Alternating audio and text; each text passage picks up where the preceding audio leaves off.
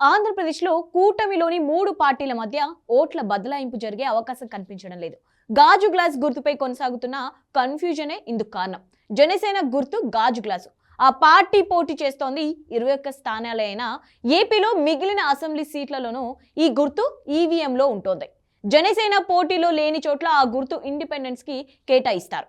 గాజు గ్లాస్ గుర్తును EC pre symbol జాబితాలో చేర్చడమే ఇందుకు కారణం. గత 2019 ఎన్నికల్లో జనసేన ఏపీలోని అన్ని నియోజకవర్గాల్లో పోటీ చేసింది. కానీ ఒక్కచోటే గెలిచింది.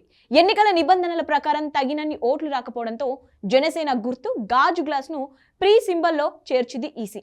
అంటే జనసేన పోటీ చేసి 21 నియోజకవర్గాల్లో ఆ పార్టీ అభ్యర్థులకి ఈ గుర్తు ఉంటుంది. వాళ్ళు లేని చోట్ల ఇండిపెండెంట్లకు గాజు గ్లాస్ను కేటాయిస్తారు. గత తెలంగాణ ఎన్నికల్లోనూ ఇదే జరిగింది. ప్రస్తుతం ఏపీలో టీడీపీ, జనసేన, బీజేపీ కలిసి పోటీ చేస్తున్నాయి. అందువల్ల జనసేన పోటీ చేయని ప్రాంతాల్లో గాజు గ్లాస్ గుర్తు ఇండిపెండెంట్లకు వెళ్తే ఆ పార్టీపై అభిమానం ఉన్న వాళ్ళు గ్లాసు పైనే ఓట్లు వేసే అవకాశాలున్నాయి. గతంలో తిరుపతిలో జరిగిన ఉప ఎన్నికల్లో జనసేన పోటీ చేయలేదు. కానీ అక్కడ గాజు గ్లాస్ గుర్తు వచ్చిన ఇండిపెండెంట్ అభ్యర్థికి ఎలాంటి ప్రచారం చేయకుండానే 2500 ఓట్లు వచ్చాయి.